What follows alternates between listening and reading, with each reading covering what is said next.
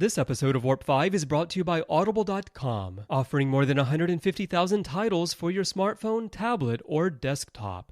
To get a free audiobook of your choice, visit audibletrial.com/trekfm. Also, help us keep Star Trek discussion coming to you each day by becoming a Trek FM patron through Patreon. Get access to exclusive content and become part of the team. You'll find all the details at patreon.com/trekfm. That's patreon.com/trekfm. This is Manny Cotto, executive producer of Star Trek Enterprise. You're listening to Warp 5 on Trek FM.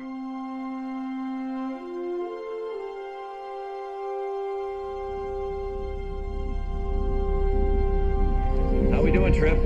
Ready when you are. Prepare for warp. Course laid in, sir. Request permission to get underway.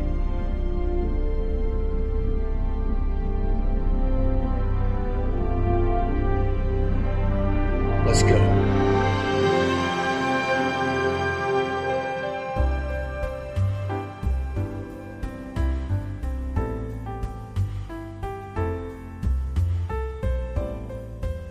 Welcome, Boomers, to another episode of Warp 5, Trek FM's dedicated Enterprise show. I'm your host, Floyd Dorsey, and I'm joined by the Chief Engineer, Brandon Shea Matala. Brandon, how's it going? I'm really busy right now. I need to go out to my garage, and I need to get a power inverter thingamaboo to put on my TV, because I Love Lucy's on tonight. Oh, yeah. Got to get that. Got to get it in gear right there. And if you have a drippy sink, you can pull out the sonic screwdriver, maybe, and help fix the sink too while you're at it, right? Oh, I'll be right back. My microwave's gone off. My cryogenic supper is ready. All right. Well, yeah, that's a given. That's a given. The frozen fish sticks and alcohol, right? For our guest tonight, chances are that if you're listening to this podcast, you've most likely read one of his amazing Star Trek novels. Joining Brandon and I in the command center is New York Times bestselling author Dayton Ward. Welcome to Warp 5, Dayton. Hi, guys. How's it going? Very good. Very good. So, Dayton, this is your first time on Warp 5, right? Yeah, I believe so. All right. So, tell us a little bit about your Star Trek fandom. Where did it all start? Well, I go back, and I'm going to date myself. It's going to be horrible. I grew up in the 1970s, so I watched the original show in reruns after school and the cartoon on Saturdays. And so I was then able to watch all the other shows first run. But I mean, I was hardcore even back then. I had the books, I built the models, I played with the action figures, we played Star Trek outside. We put each other's eyes out with those disc guns, that shoot the little plastic discs and everything. So yeah, I'm hardcore. I mean, my earliest memories involve trying to catch a rerun of the show on a black and white TV where the reception was horrible. Yes, that is actually exactly the description of my childhood. Exactly, on a big cabinet TV even. I had we had a color TV in the living room, and I had a black and white one in my bedroom that had the rabbit ears, because you had like 4 channels. Oh, right. Yeah. So Star Trek ran on the UHF stations, the local stations in town. Right. And it was horrible. And if I went out to a relative's house on a Saturday and tried to catch that 12 p.m. Saturday broadcast, then it was out in the middle of the boonies, and you play with the antenna, and sometimes you have to decide whether you wanted to hear it or see it. That's great. That's great. That's exactly like my grandfather's house. We had the big aerial outside, and you had to twist it just right to get that other channel. I didn't even know it was a color show until like the late 70s when I got a color TV. Oh, wow. You were surprised. Very good. So you wrote a winning entry for the Strange New Worlds novel series. So what was the process like going from a fan writing a short story to a fully licensed author? Well, I still don't quite understand it. I entered the first Strange New Worlds contest way back in 1997, and I was one of the 18 winners of that first year's contest.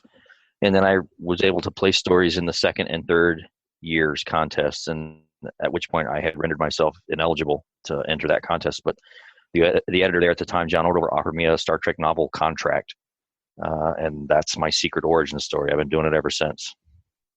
So they must like me because they keep calling me back. So. Well, you keep putting out great books, because like the Vanguard series, that you were a part of. Oh my gosh, I had my fingers crossed. I was hoping that was going to be the next Star Trek series. That one was a lot of fun. That was the creation of Dave Mack and editor Marco Palmieri, and they were gracious enough to invite Kevin and me into the sandbox. And then once we were there, we wouldn't make room for anybody else. We got real selfish real quick, the three of us. So it was a lot of fun. It's still one of the highlights of doing this. So tell us a little bit about your Enterprise fandom. Well, I mean, I was there from the beginning. I watched it all the way through. I didn't love it, I guess, the first time through. I loved episodes, but the whole show as a whole kind of left me wanting.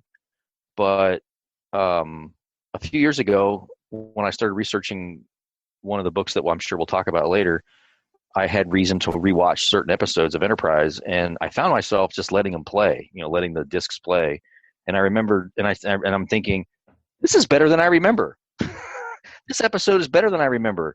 So I started sampling, first I would, hopscotch through the discs, and then I just said, the heck of it, I'm just going to binge watch the whole series.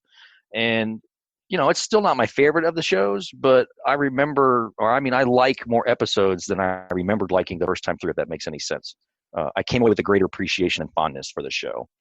I was a big fan of the concept and the premise of the prequel sitting and, before Kirk and Spock and everything. I just thought that sometimes it didn't do the things I wanted to do, or didn't go far enough, or didn't take it a direction that I wished it had gone. But, having rewatched it and then having had reasons to revisit it because of the book stuff, I'm a fan.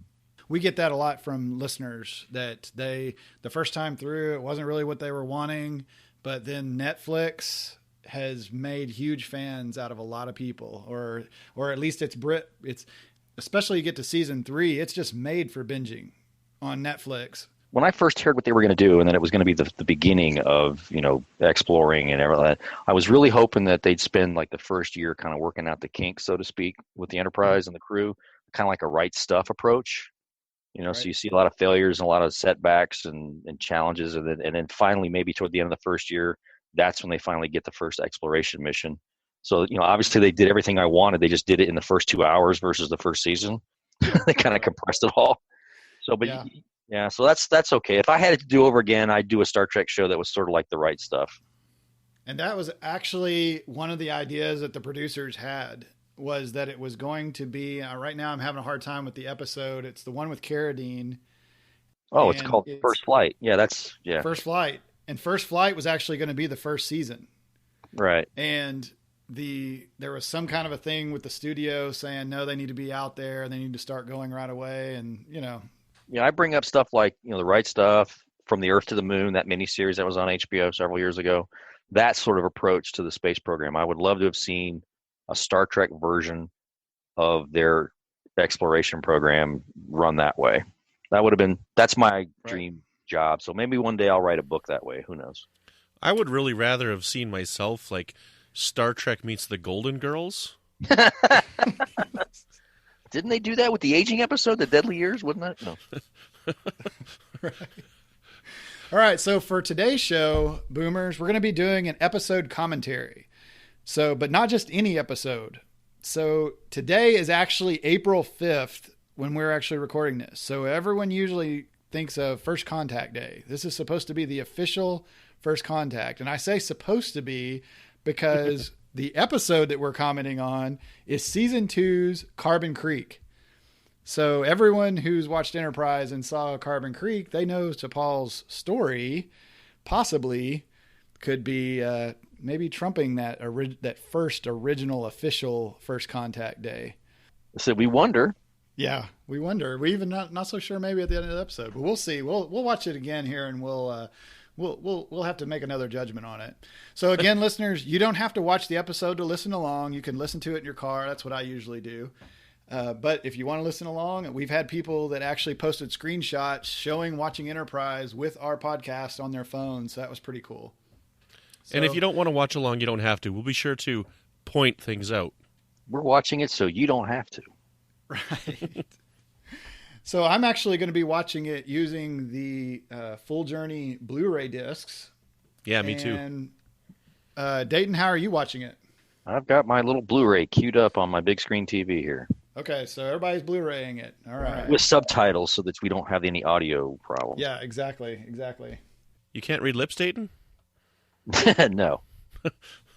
All right, so basically, boomers, you know the rules. I'll count down 3, 2, 1, play. Everyone plays on their devices so we can all get synced up. And if you're in your car, then I guess you can just pretend on the steering wheel. But if everybody's ready. And if you have one of those self-driving cars, well, then you can watch along while you drive. You can just, sit in the back seat. Okay, so we'll hit play in 3, 2, 1, play. What a beautiful lady. Say when. And to Paul says when. As soon as he says when, she says when. And he pours a little extra, you notice. Yeah, he's an enabler. Yeah, and then look what he does for Trip. He's like, here, have the bottle and the straw. It's been 1 year to the day. Now, it took me a while, but one of the funny things that I never really thought T'Pol looked quite right, and I didn't realize until afterwards that it's because in the first 2 seasons, her eyebrows aren't up-arched. They're not upswept like Vulcans should be. That and I never really cared for her hairstyle in the early seasons. Okay. It's kind of it looks butchered, her bangs. I don't know, and I'm glad they finally put her in a uniform of sorts later on, because I don't know who thought that color pattern was awesome. I never really cared for that first and second year uniform of hers. Not even, and before we even get into the whole why another cat suit thing, but I guess, I would have thought she would wear something more functional. I guess this is a functional Vulcan garment, I guess. And if you go with the backstory as fleshed out in books and stuff, Vulcans have more susceptible to temperature. The standard temperature on the ship is too cold or too cool, so that's why they wear the extra layers or whatever. So Well, that would make a lot of sense considering they're on a desert planet. Yeah. Seems a little unfair. So here's Trip just straight up asking her, like, why were you there? And Archer's playing if she doesn't want to tell us, she doesn't have to tell us, So here goes the challenge. Is Carbon Creek a real town? A real city? I don't think so. I looked it up. I think I looked it up when I was researching the one book, and it's not a real town. Actually, it didn't. Every school kid knows Bakula's expressions in this scene are hilarious. The way that Scott Bakula talks almost reminds me a bit of Shatner and how he talks. What do you think? He does have that delivery sometimes where he pauses mid-sentence like he's trying to gather his thoughts. His sentences have a lot of periods in between the words, right? The commas. Would you like to hear the story? You seen that meme going around that says, what is it, the Oxford comma, the regular comma, the walk-in comma, and the Shatner comma? Shatner comma, yeah. Okay, Dayton. Season 1 and 2 theme song or season 3 and 4? 3 and 4. Really? I mean, I'm one of the people who doesn't actually hate the theme song. I don't mind it either. I just like the first 2. I know it was a departure from the previous shows, but if you listen to the lyrics, I'm like, well, it actually kind of makes a sort of sense based on the premise of the show. Oh yeah, the scenes, the pictures, and I love words. the opening credits. The opening credits Gosh. are my favorite as far as visually. They're the best of any of the Star Trek shows, and I'm a hardcore original series fan, so it's hard for me to admit anything like that. The same thing with the uniforms. Their uniforms are actually my favorites because to me they're the most practical. Yep. Design. They got pockets. They got places to put stuff. They don't look like they're going to come apart when you start fighting lizard people and stuff. Right. Yeah. Lots of zippers. Hardcore original series fan. It pains me to have to make that sort of admission, but it's true. I completely agree. I'm a huge TOS fan, like right from the start, and I love Archer pulling the communicator out of his sleeve pocket. It's so awesome. They got pens in the sleeve pockets like pilots would and stuff like that. I mean, it gives it a feeling of realism. Right. Here's Sputnik. Go Sputnik. Nice. they never really do explain why they're here at this particular point in time, do they? Well, yeah, they're following the Sputnik. I know, but that's a pretty minor feat, compared to what they're doing. They had to come across interstellar space. They were investigating the first artificial satellite. They were probably just in the neighborhood, Yeah. They were looking at some other solar system, like, oh yeah, you want to go over here and kill some time? They came for the frozen dinners. That's what it was. They came for the Lucy show. Lucy show. So when you were doing your research for your novel, so From History's Shadow, what was it about Mistral that made you want to use this character? Well, it's the book started with the Ferengi landing at Roswell. That episode. I was looking to marry up elements of that storyline with Gary Seven and Roberta Lincoln from the original show, and so the through line became the investigations of extraterrestrial activity and potential threats to Earth and that kind of thing. So Project Blue Book and all that stuff that actually was a real deal back in the 50s and the 60s. And then so I started mapping out who was on Earth or what happened. What do we know happened in Star Trek land during this period? And of course, Mistral came up. And then knowing that he was left behind at the end of the episode. Oh, spoiler for people who haven't watched ahead yet. Spoilers. Yeah. Knowing that he was still there on Earth at the end of the episode, that's a fascinating story dangle, or a plot thread that leaving to be left dangling. So, I naturally grabbed him because I knew I could make use of him in the storyline. So that was the key, was that he was there on Earth, and he's potentially there on Earth later, so into the 80s and the 90s, and possibly he made it all the way to First Contact. We don't know. I'd like to think he made it. Did he survive the Third World War? Don't know.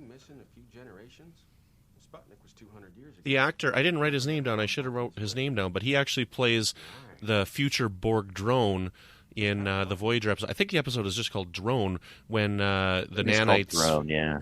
Yeah, the nanites from 7 to 9 go into the Doctor's mobile emitter, and they make this futuristic Borg drone. He actually is the same. It's actor. the same actor? Yeah. I didn't know that. That's cool. I learned something today. How about that? Their subspace transceiver was damaged in the crash. And Archer fills up her glowing glass. Right. Here you go. Here you go. This is called a straw to Paul. That scene, it just showed the captain land their dad, and they look over at her and go, "What are your orders?" And she's got this shocked look on her face. I just wonder if that's what we're going to see in Discovery.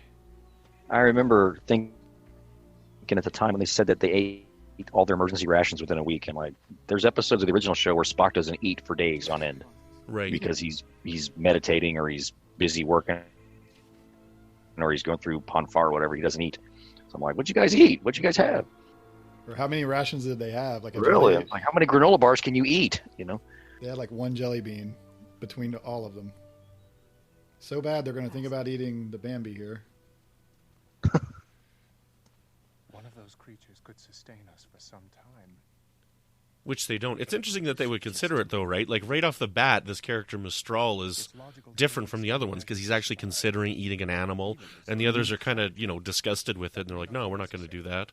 But it's showing you right from the beginning of the episode how different this guy is from the other two, and how open he is to change. Yep.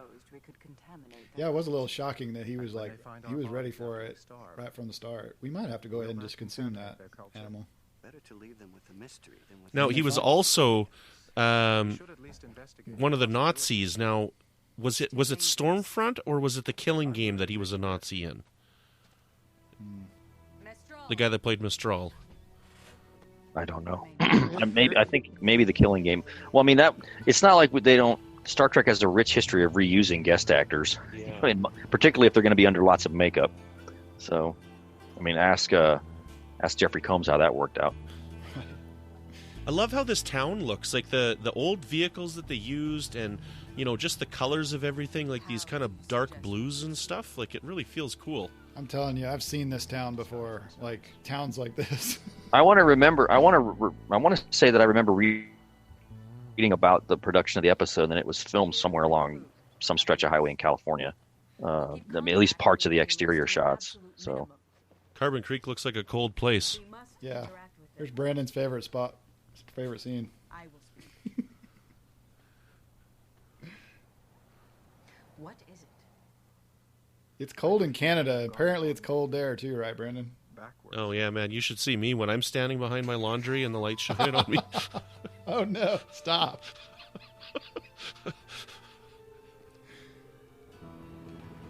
Oh, the old wool cap to cover the pointed ears. Yep. I bet that's in a Vulcan survival guide for journeying to Earth or whatever in the 20th century. Wear a stocking cap. Yeah, this is not a set. This is actually some sort of roadside place, like on some stretch of rural highway in California. Yeah, makes sense. Like Northern California, maybe, with the pine trees. Yeah. I'd like to know where it is because it's really cool. I've seen towns that look like that. And oh, yeah. Texas, Oklahoma, Louisiana, they still have cars that drive around that look like that. I drove through a bunch of them just a couple of weeks ago. We had a road trip. We went from where I live in Kansas City down to New Orleans, but we cut through Tennessee and Mississippi on the way down. Yeah, lots of little towns like that. Yep. Little one-stop light, one-stop sign towns. So the actor that's playing Mistral is J. Paul Beimer, and he was in the Voyager's The Killing Game, Voyager's Drone. He was in DS9. He played a Cardassian. All the roles with makeup, the prosthetics and stuff. He also played a Nazi SS officer in 0 Hour and Stormfront. So he was in both The Killing Game and Stormfront, yeah. Yep. Interesting. See, it's weird because to Paul's eyebrows aren't upswept, but his are. Yeah, and I noticed that the other actor, the third Vulcan in this, has got his eyebrows up too. Mm-hmm. I wonder if it's a case of, and I have no idea if this is true or not, I wonder if it's just a simple case that Jolene Blaylock didn't want to have her eyebrows shaved so that they could put on the, like Leonard Nimoy used to have his eyebrows shaved and they put on the fake ones. Right. She was a huge Star Trek fan though before she started. Like she was a huge original series fan. Yeah, I don't know if that was a thing or not. I don't. Maybe they just decided they didn't want her to have those upswept eyebrows. They didn't like the way it looked on her. Right. I bet there's somewhere there's probably a makeup test of early shots of her hair and eyebrows and ears and stuff. Somebody's gotten something somewhere. Well, like in the first season 1, she's got like the old Chekhov wig going. Yeah. And then this looks more like her natural hair probably, but it's starting to grow the way she probably wants it. By season 3, it looks natural, like a lot more natural, I think. I think she did wear a wig during the first 2 years, didn't she? Yeah, and it looks like the first Chekhov, the very first Chekhov. Oh yeah, wig. that first, yeah. What brings you to Carbon Creek? What do you got that's free? We had an accident with our vehicle outside your town. Carbon Creek. It's an interesting little name for a town. You folks married? No. We're business associates. So how do you guys feel about episodes like this that do like a past story of a crew member? Like I think a lot of 1159 when I watch this episode. I like them. They're a nice change of pace. It gives a chance to get outside for one thing and do some location shooting. It lets the actors break from their routine a little bit, like in the case of Jolene Blaylock. I imagine the actors find it a nice change of pace to get off those sets and out of those uniforms, even if it's just for a few days.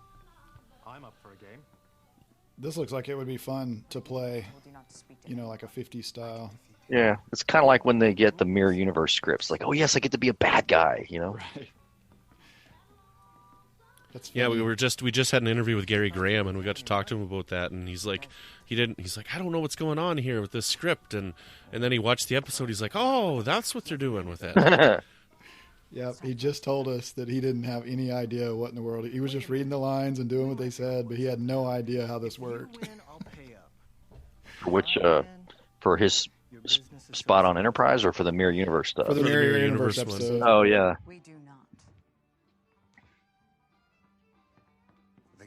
What's he doing these days anyway? I mean, I know he was wrapped up in the Axonar stuff, but what's he doing otherwise? Is he acting or is he retired or? He said he's tentatively executive producing a show, like he's working on a pilot or something right now where he's executive producer. That's cool. Something might be out next spring. I was always a fan of his. I loved Alien Nation. I was a big fan of the Alien Nation TV series. Did you watch Robot Jocks? No, I haven't. See, I've never seen it, but I remember that he was in it because one of my favorite bits about that is from my partner Kevin Dillmore, my writing partner. He interviewed him once years ago for Star Trek Communicator, and Gary Graham was talking about his role, and he said that his wife hated that movie. So he called it I don't know what your language rating is on the show, but G. Okay, so a piece of fecal matter, and he said, "No, honey, it's pronounced cult classic." And so that's one of my favorite bits about that. I love the Mistral, how he just jumped straight into like, I'll shoot you a game and Fast Eddie, fast Mistral here, fast Eddie Felson going on. So man, like, yeah, Vulcans stuck on Earth are automatic pool sharks. That's how he made his money, was just hustling pool in back rooms. So that's it's like Data in Times Arrow playing poker. So that's what you've got in your novel. He's a pool hustler. The pool hustler. I should have. I didn't play up that bit. I should have. Could have had him going up against Fast Eddie or Minnesota Fats somewhere. Yes. And then Paul Newman walks in. There you go. Well, that's his character from The Hustler, is Fast Eddie Felton. Oh, okay. I could. Yeah, Hustler in Color of Money. Yeah. Right. Cryogenics. Cryogenics, yes. Yeah. She's got chocolate chip cookies. All the staples, man, of a healthy diet right there. That's not very logical. What are you implying? Her facial expressions are awesome in this scene. When he tripped and let her smiling, and she's just like, "What do you mean?" You know, like she's just the perfect straight man. He actually mentions Twilight Zone, so Twilight Zone is canon, folks. Well, it's canon as a TV show in the Star Trek universe, so we know that. They watched the Twilight Zone. Right. Which makes them canon for us. There we go. So yeah, we're recording this on the what they call the tentative first contact day, but all over Facebook today I was tweeting pictures of the guys from the Mirror Image just before they shot up the Vulcans, and I'm like, happy first contact day, board their ship, take everything you can. Hey, and Doctor Who he's got the sonic screwdriver out, right? Yeah. Doctor Who is also in here, I guess. It seemed less likely that their distress call had been received. Man, like these mining conditions are just crazy. There's a documentary that I watched once, and something County USA. I can't remember the name of it, but it was a documentary about these workers that went on strike, and how the people that owned the mine were like fighting back, and like so it was like one of the first union strikes in America, and they were like shooting up the workers and stuff. Like they got like the mafia involved and stuff. Like it was crazy. Wow. Sherman County USA, I think it's called, or something like that. The documentary. What year was that, actually? Oh, geez, it's been so long since I've seen it. I think it was in the 60s. Okay. That this strike happened. So that's kind of in the neighborhood of when this would have been set. Yeah. But I think about that because, like, you know, I work in a unionized environment, right, and we're big on safety, and it's like, you know, safety has come a long way, and it's like, you know, this accident that comes later on in the episode, it's almost, you know, something that you're expecting because of the times.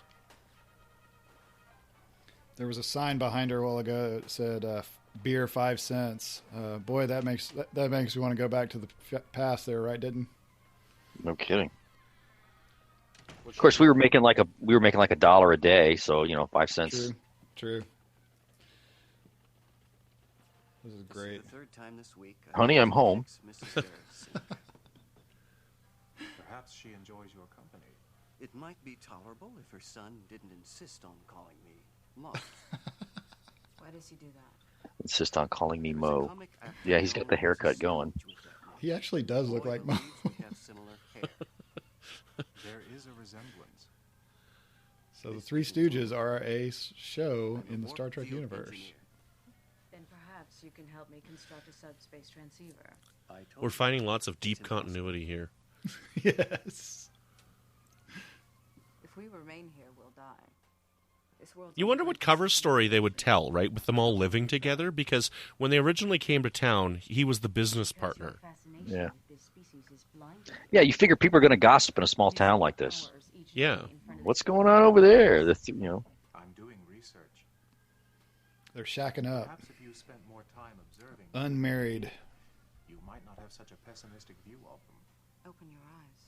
Because if she'd originally said that they were married, right, then they could have passed the other guy off maybe as the father or something like that. Or a right? brother or something. Sure, yeah, brother, yeah. They just haven't realized that. I just watched it yesterday, and I expected her to say brother, and she didn't. So I was like, well, that threw out that theory. And compassion. I've seen this a bunch of times, and I thought she was going to say brother. So I guess, Dayton, we'll tell you how we came across this one here. So we we have the Babel Conference, which is our listeners-only group for the Trek FM listeners, and we put up a vote, and which episode did you want us to do a commentary on?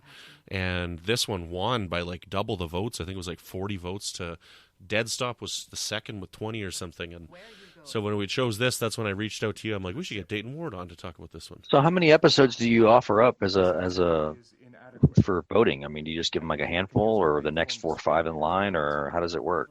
I originally put 4 episodes up. I put one from each season, but I left it open so that they could add to the list. Okay. And somebody added Carbon Creek, and everybody voted for Carbon Creek. I remember liking this one it was on. This is one of the ones that I liked the first time through because I liked the idea behind it. I liked the idea of the Vulcans visiting and behind the scenes and, counter to the official record and that kind of thing. Those kind of stories always, I'm a sucker for those kinds of things. And the fish out of water, conceits that you have to deal with the Vulcans here.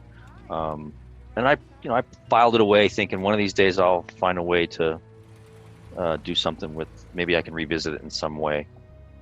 I mean, I was already pretty busy doing Star Trek stuff at that point. So, but I had been pondering the idea of a follow-up to Little Green Men for years before I finally worked out all the kinks and submitted the pitch. And then by then, Enterprise had come and gone. I mean, that's how long I had been playing with the initial idea. So once I got this, I was able to, all right, I can put Mistral in the mix, and I can do XYZ and add so many other things that came along just since I started pondering the notion. I mean, I had ideas about using Benny Russell and his publisher from the magazine and all that kind of stuff that I had to leave out. So, yeah. Well, when you're a big enough author like Stephen King, like he did the Stand complete and uncut edition, you can do From History's Shadow the complete and uncut edition, maybe. Yeah. I don't know if anybody, you and I will probably be the only people who think that's a cool idea. See, I like this episode a lot because I like the Mistral character. I like seeing this Vulcan who's really fascinated with Earth culture and the people that are there, and he's really, he's kind of diving in and saying, look, this could be my life from now on, and I'm interested in figuring out what's going on. And he's defending them to Paul and I'm blanking on the other character's name now. Mo. Yeah, but I mean, he's defending him. He's like, they have a capacity for empathy and compassion, and they have great potential, and if you would pay attention to what they're doing, you would see that. And of course, his 2 companions they've already written him off. They're just biding time, waiting for rescue. I know. And he's just becoming more and more fascinated. Well, he's a rebel compared to other Vulcans. Plus, he's got a girlfriend. He's like, well, yeah. And he needs to make his move, or she's going to make her move. Yes, you have to wonder where he ended up, where he went, where did his travels take him in the years that followed? Where did he go? What historical events did he witness, firsthand? And did it shake or reinforce his feelings about humans? Because this is like it's pre-Vietnam, it's pre what we have now, it's obviously pre-World War III, and was he around when Khan did his uprising? We don't know. Oh, nice. Yeah, the 90s. Yeah, this is the kind of stuff that Strange New Worlds readers and writers should be just glomming onto. Hint, hint. Dangling plot thread. Stuff like this is gold for writers because we're just penciling this in. I'll follow up on that, or I'll look into that. Well, I had an interesting idea for a story that my wife and I were going to write for the last Strange New World anthology. But, of course, we live in the completely foreign country of Canada, so we don't qualify to enter into the Strange New World contest. Blame your government for that. Yeah. Blame my government for a lot of things. They used to open it to Canada, but with exclusions, like all of Canada except like Quebec or something. I forget what the restrictions were on the original set of Strange New Worlds, but there were entries from Canada, but just not like certain provinces or cities were not allowed because of the way the laws worked with respect to you have to have a translation available or something. It was pretty complicated.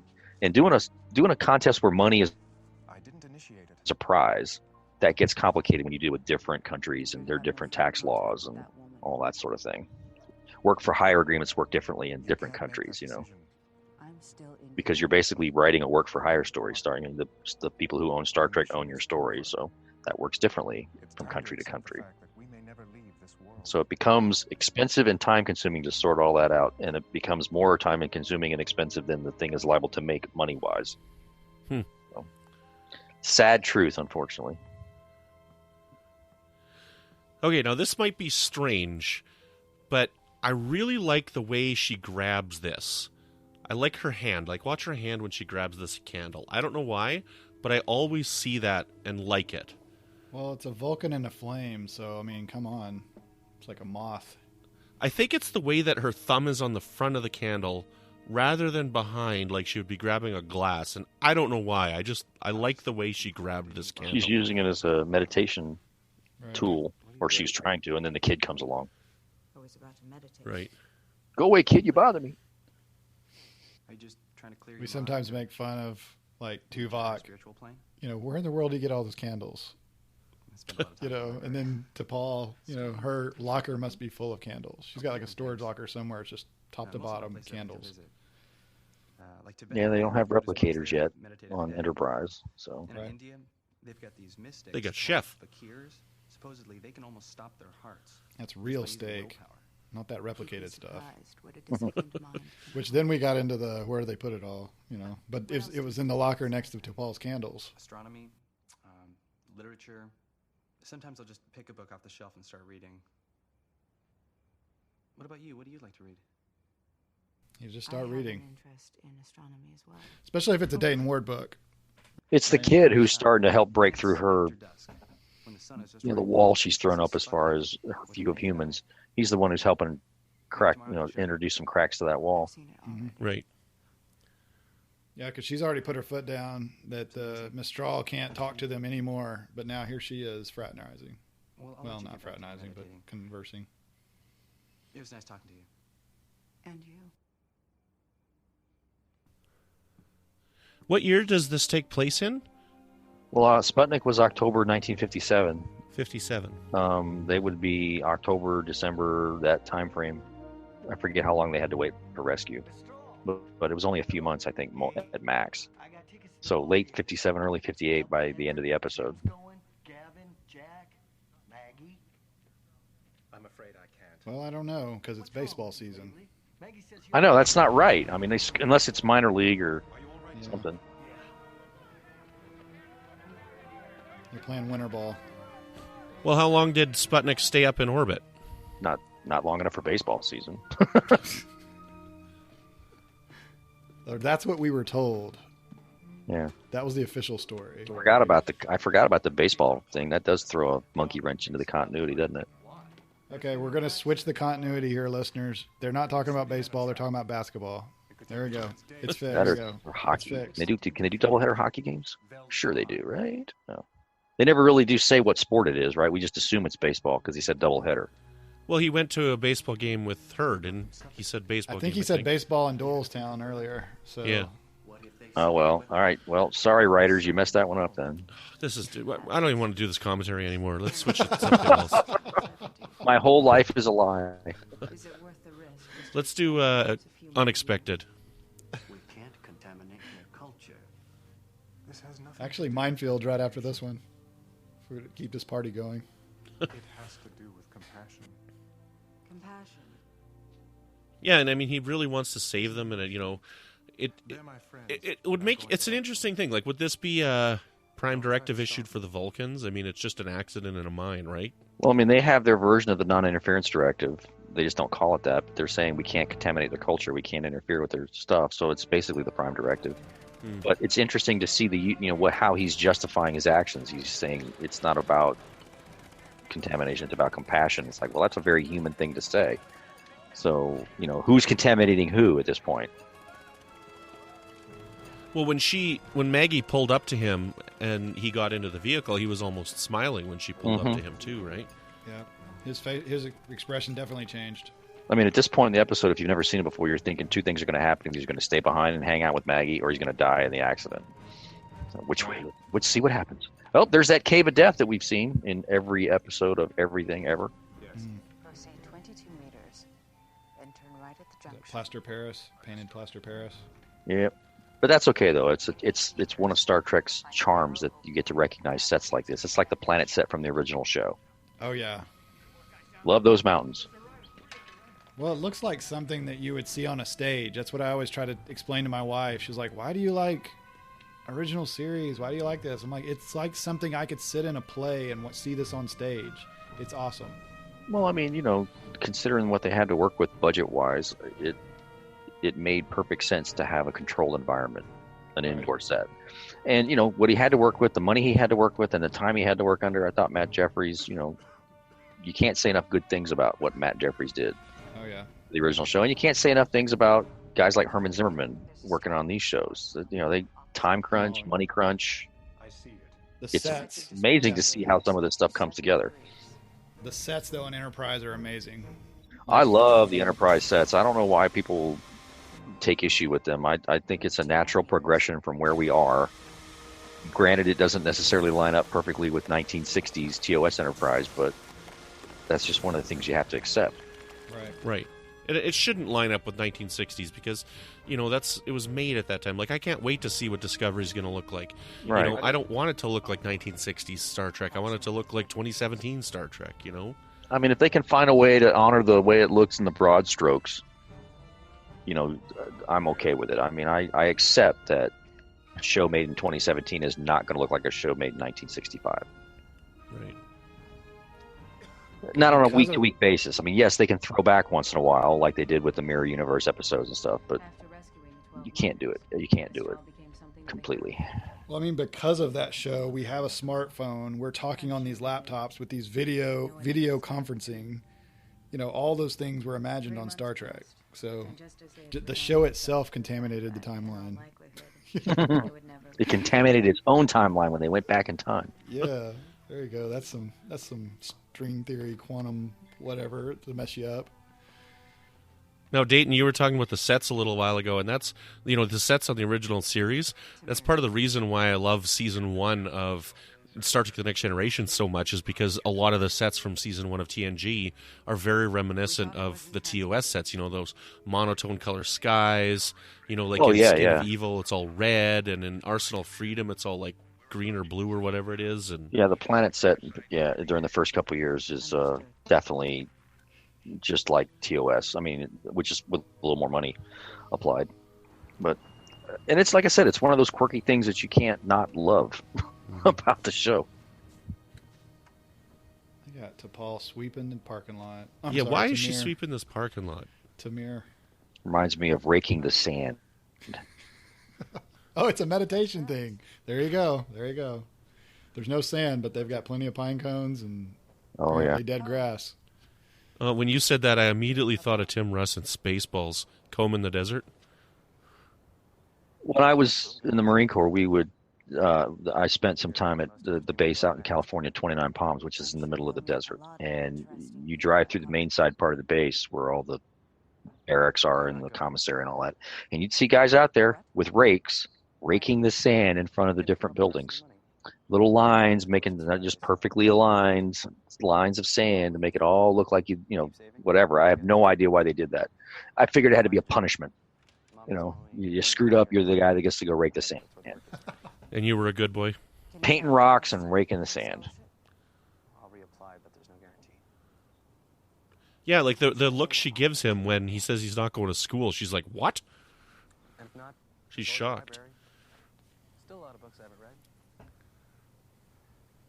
read. And she helped him a while ago to save the miners. He was gonna use the gun no matter what, but she actually told him exactly where to do it, so it didn't contaminate or they didn't see anything. Mm-hmm. So she's already there. The boy got her there.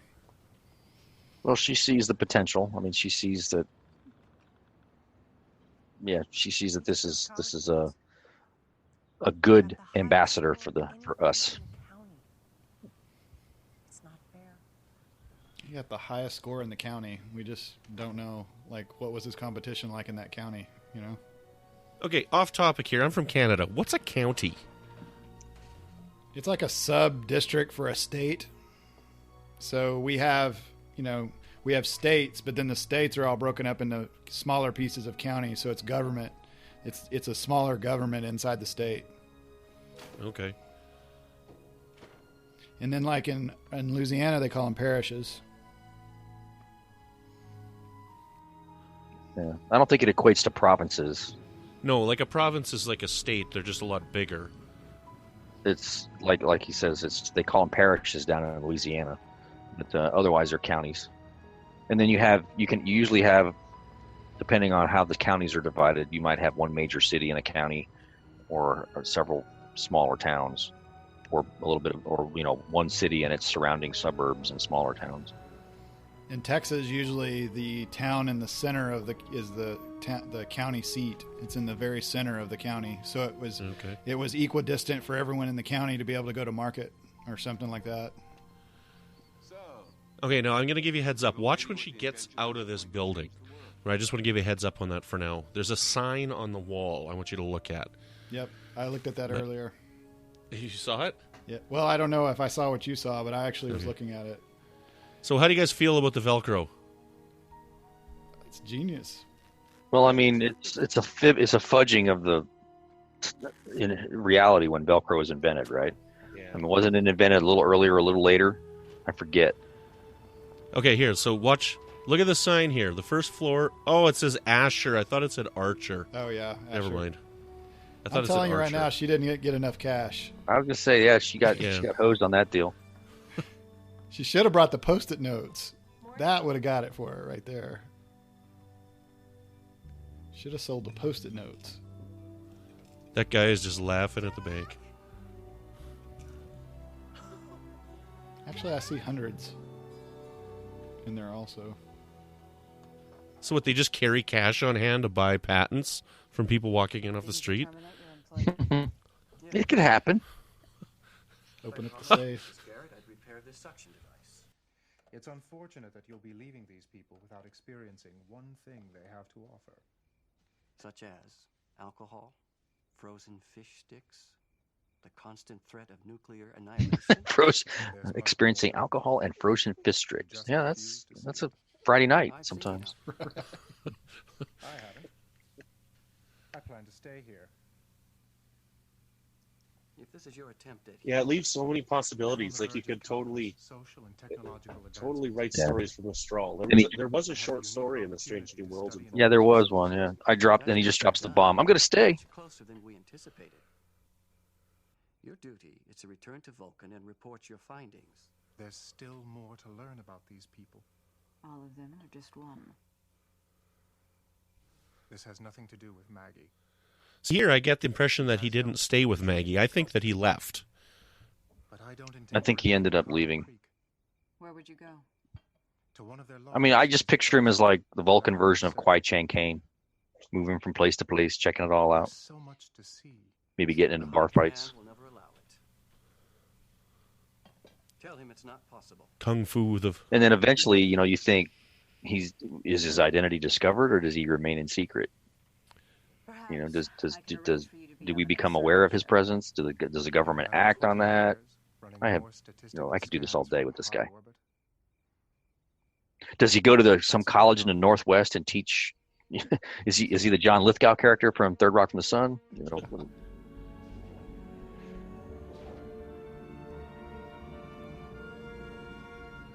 Of course, you can do this in 1958 when there are no satellites. Right. It's too bad at the beginning when they had their campfire, they weren't singing "Row, row, row your boat," eating beans. My straw died. Roasting marshmallows. Marshmallows. So Vulcans can lie. Big time. I didn't know that. They always could lie. They could always lie. They just didn't want to, or they chose not to for personal gain or whatever. They lied when they said they couldn't lie, man. There you go. Yeah. That's Norman coordinate right there.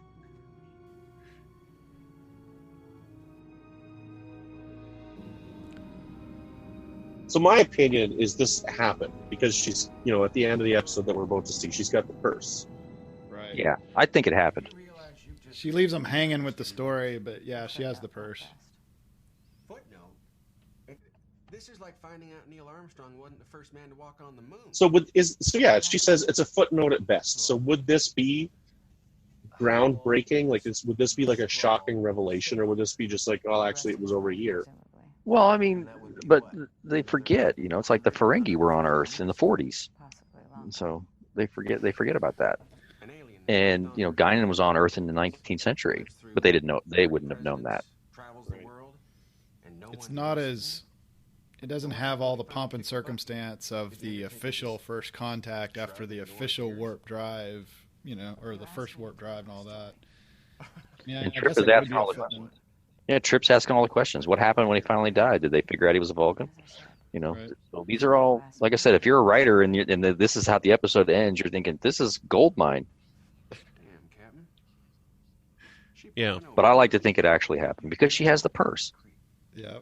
If you check my record, you'll note that I also visited Yellowstone. I'm okay with that. There we go. 3 people here. We all agree it happened. Yeah. But she also visited Yellowstone Park and Carlsbad Caverns, so. Thank you for the meal. Man, she is a huckster right here. She is a con lady. She's lying right. She's not really lying right now. She's being coy. Right. Well, half truth is still truth, right?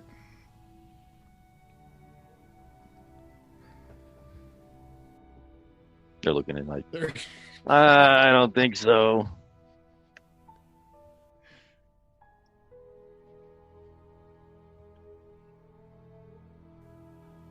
I think she has pajamas for the whole run, these green pajamas. More candles. Mm-hmm. There's the purse. There's the purse. It's real. It happened. I'm surprised that her grandmother would have kept that purse, though. Great-grandmother. Did she have the purse when she left? Did she have the purse when they picked him up? Well, I guess she must have, but still, it's weird. She stowed it in her gear, probably. So her time there made her a little more sentimental. All right, so Archer's theme is rolling. So Dayton, what do you think about Carbon Creek? Like I said, it was one of the episodes I liked the first time through when it originally aired, and it's still one of my favorites from the whole run. What kind of rating would you give it? On a scale of what? Let's say 1 to 5. You can give it a funny rating. I'd give it a 4. I mean, it's not 3 or 4, somewhere in there. 4 frozen fish sticks.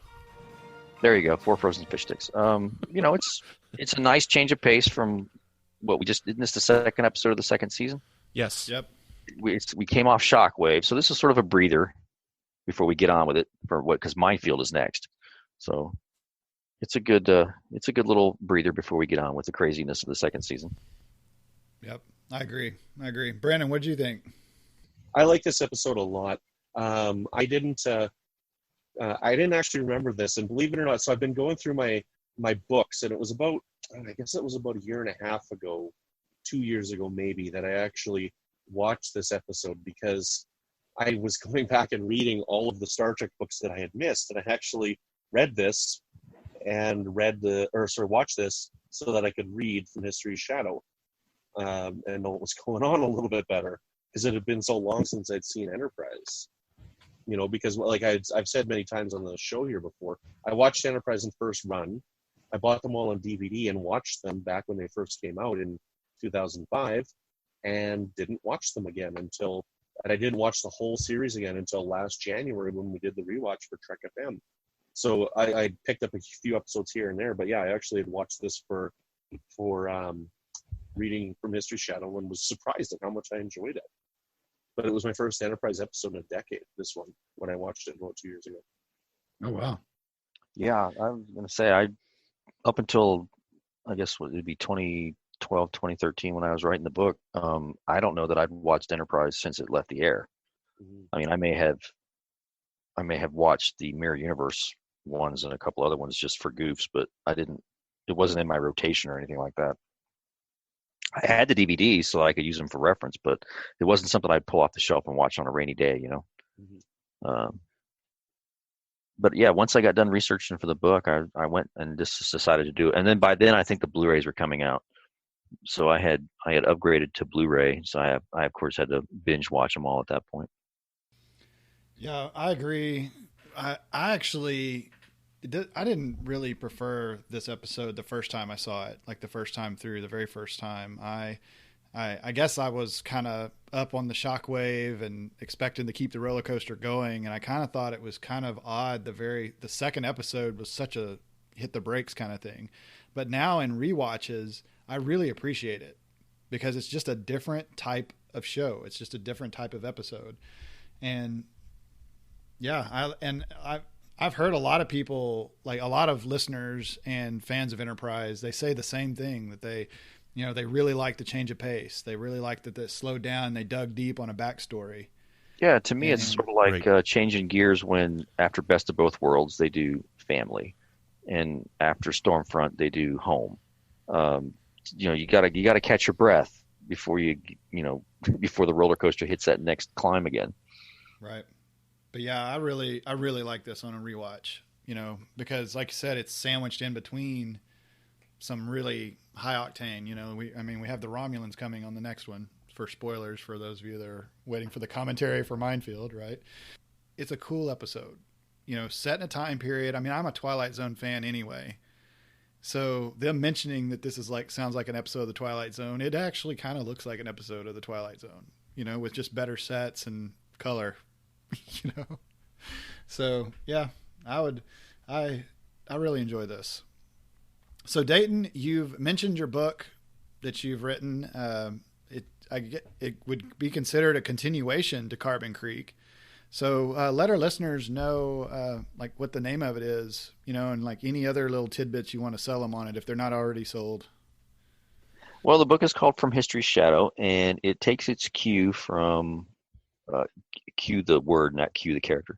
It takes its cue from episodes like Little Green Men from DS9, and Tomorrow Was Yesterday from the original show, and Assignment Earth from the original show, and of course Carbon Creek from Enterprise. And I somehow found a way to string a plot that connected all these episodes using elements of real history. There really was a Project Blue Book that the Air Force conducted back during the 50s and 60s to investigate sightings of UFOs and possible alien encounters. They never found anything. They always debunked everything. So I managed to wrap a Star Trek story around that, dealing with a leftover tidbit from the temporal Cold War. And that is featuring Kirk and Spock's Enterprise dealing with some of these elements.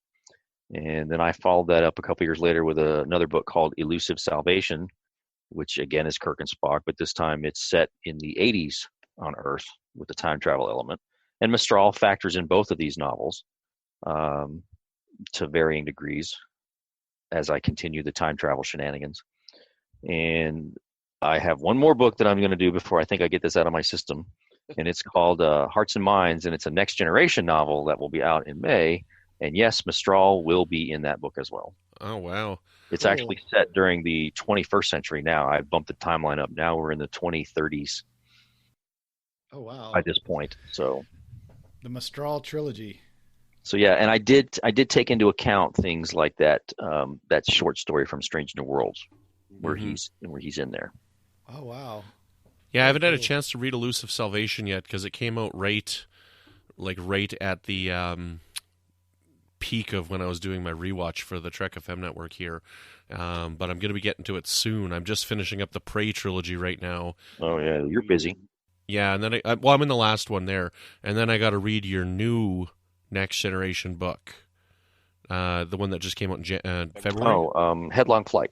Right. So I want to catch up on the modern time before I go back to that one. So that seems fair. Yeah. But I will get to it. I'm excited. So Dayton, what other recent or current or upcoming projects can our listeners also look out for besides your Mistral trilogy that you're going to finish up? Well, yeah, I was going to say Headlong Flight, as you said, came out in January, and that's sort of my current book. Hearts and Minds is another next-gen book that will be out in May. I've also got, for those of you all who maybe read the Balkan travel guide that I wrote with Inside Editions last year, I'm doing another travel guide this time for the Klingon Empire that will be out in late July, I think. Nice. And I have a few other projects that are percolating or in process, but I can't say much about them because I'm under gag orders. Can't talk about anything. Well, yeah, I'm not allowed to talk about anything. Have you written anything else, like any short stories in any other? Oh yeah, I forgot franchises? about that one. I had an anthology. There was an anthology that came out in January for Planet of the Apes, the classic continuity for Planet of the Apes. So the original 5 movies, the 2 television shows. I had a short story in that collection. It's called Tales from the Forbidden Zone, and my story features the characters from the live-action television series from the 70s, which I'm a big fan of, warts and all. And that book was published by Titan Books, and they have a lot of licensed properties, including Alien and Terminator and the Predator and all that sort of thing. So I actually wrote a story for a Predator anthology that will be out later this year. The anthology is called If It Bleeds, and it's edited by Brian Thomas Schmidt. And my story takes place in Vietnam in 1968. Oh wow! But the stories are scattered all across across a very broad swath of history. Oh man, I love the Predator movies. I'm a huge fan of the Predator movies. I was there opening night for the original one in the 80s, and I've been a fan ever since. Wow. It's fun, like these anthologies that are coming out right now. Like there's 3 X-Files anthologies that have come out over the last couple of years, and there's a lot of Star Trek writers that have written on those. Yeah. And there's a Night of the Living Dead anthology coming out soon as well. Yeah. Jonathan Mayberry. Jonathan Mayberry is responsible for those 4 books you just mentioned, the 3 X-Files trilogies, and the Night of the Living Dead. I think he actually, I don't know if he co-edited it with, but he had the blessing of George Romero to do this. Yeah, and George Romero wrote a story for it too. I don't know if he wrote. Yeah, okay. So he did have some involvement. So he had George Romero's total okie dokie to do this, and I'm as excited to read that book as anybody. Even though I'm a little bitter because I didn't get invited to write a story for it. And there's Titan's got an anthology coming out for Aliens later this year. I think it's in June. It's called Bug Hunt or something. It's a Colonial Marines themed or centric anthology of aliens stories. And I even asked the guy, I said, how can you have an anthology with the word Marines in the title and you don't call me? How does that even work? I mean, it was good-natured ribbing, but I did not let him off the hook on that one. I mean, I teased him greatly about that one. It was good-natured ribbing, but you still slashed his tires. I still slashed his tires. That's right. Well, Dayton, how can our listeners follow you on social media or get in contact with you? I spend way too much time on social media. For those of you who follow me, you already know this. But you can start your excursion at DaytonWard.com, and that is basically a portal to my blog and my social media platform: Facebook, Twitter, Instagram. I think there's a link to my articles that I've written for StarTrek.com and other websites. But yeah, I call it my portal to internet banality. So if you want, it's all things Dayton, more than you could possibly want. Right. Well, I follow you on Facebook, and your posts are kind of funny sometimes because you'll say, I should be writing a book, but yet here I am writing on Facebook. Yes, it can be quite the time sink. Right. But I mean, it's fun. It's fun to talk to the people who read your stuff. When I say my stuff, they read my books, they read my short stories. It's fun to talk to people, and I know that what I write will not be universally loved, and somebody who liked my last book won't like my next book. I get that. It's just the nature of the beast, but it's still fun to talk to people and get reactions and just hang out and talk about whatever. Talk about the movie we all just saw last weekend, or the game last night, or talk about, unfortunately, politics comes up. But I try to keep it light. I try to keep it fun. Even when we're talking about serious things, I still try to find a way to make people smile if possible. Yep. I'd rather make you smile than make you mad. So. Oh yeah, it's laugh out loud sometimes. That's some good stuff. This is how we deal, man. Well, thank you so much for coming on Warp 5, Dayton. No, thanks for having me. It was fun. It was fun to revisit the episode. I hadn't had a chance to watch it in a few years. It's been a lot of fun talking to Dayton Ward and commenting on Carbon Creek, but this isn't the only thing we've been doing here on Trek FM, so here's what else you may have missed elsewhere on the network. Previously on Trek.fm, Standard Orbit. All right, I'll tell you what.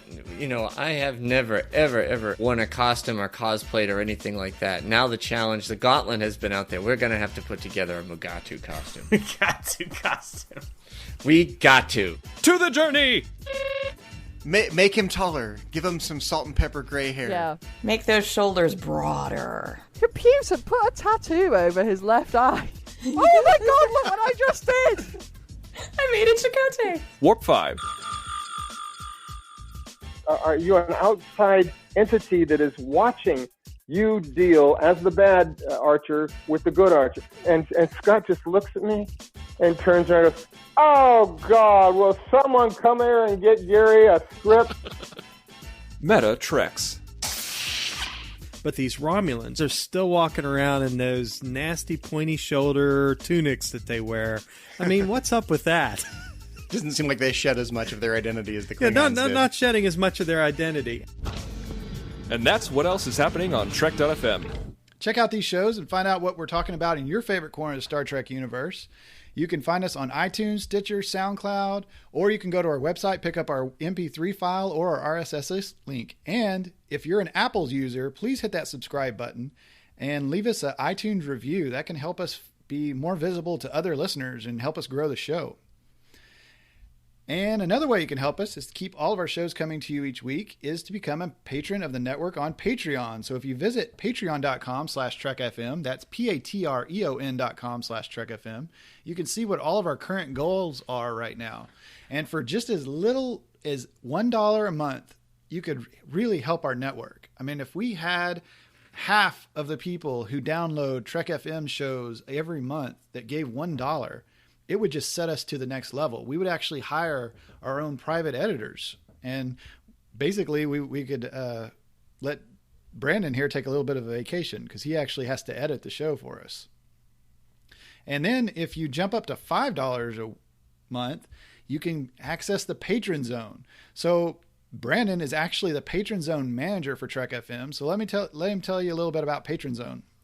Patron Zone's a really cool place where you can go and you can get access to little exclusive, bonus episodes that the hosts have created, little deleted scenes that we've taken out of an episode because maybe it's just a crazy tangent that's just way too far out there for us to keep in the episode because it's just weird.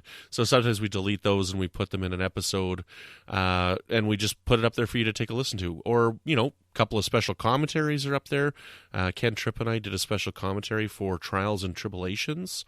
So that's up there. Yeah, it's pretty cool. So $5 a month gets you to that. And you also get access to early releases of episodes. Also, if you'd like to wear your Trek FM fandom, you can find great Trek FM themed merchandise at trekfm.store. So I also like to thank our co-associate producers, Mike Morrison, Tim Cooper, and another new associate producer that we have, Justin Oser. Thank you so much, Mike, Tim, and Justin, for being co-associate producers of Warp 5. And they support Trek FM through Patreon by jumping all the way up to the associate producer level. So thank you so much for supporting the network and supporting Warp 5, guys. I also like to thank Tony Robinson for creating the very cool show art for all of our episodes. And thank you, Brandon, for handling the editing and publishing of Warp 5. You're welcome. If you'd like to get in touch with us here at Trek FM, you can also find us at trek.fm/contact. Look in the sidebar on the show page or go to speakpipe.com/trekfm and leave us a voicemail. And Brandon will add your voicemail to the episode so you'll actually hear your voice on the radio. I dare you guys. to send us a voicemail. None of you will do it. You're all too scared. I dare you. He's using that reverse Vulcan logic or like psychology on you here. So go ahead and go prove him wrong. leave us a voicemail. He'll put you on the show. You can also contact us through Twitter at Trek FM, Facebook at facebook.com/Trek FM, and the Babel Conference. Type the Babel Conference, BABEL, into the search field on Facebook, or you can go to our website at trek.fm and click discussion on the menu bar.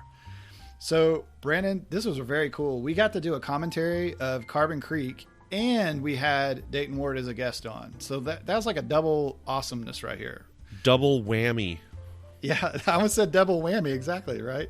Just double awesome sauce all over the place. So, Brandon, if people wanted to contact you to discuss where in the timeline the invention of Velcro could have possibly fit in, how can they reach you?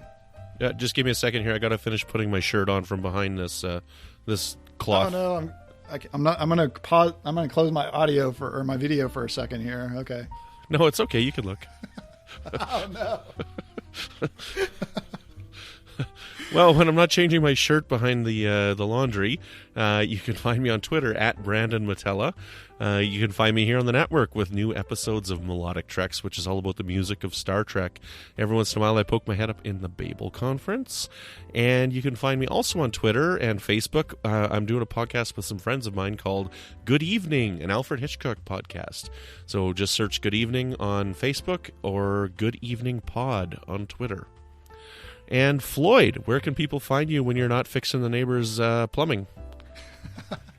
You can get in touch with me if you're having trouble with your sink or your toaster or whatever it is. You can get in touch with me on the Babel Conference, the Trek FM listeners page on Facebook. So thanks everyone for listening, and join us again next time for another episode of Warp 5.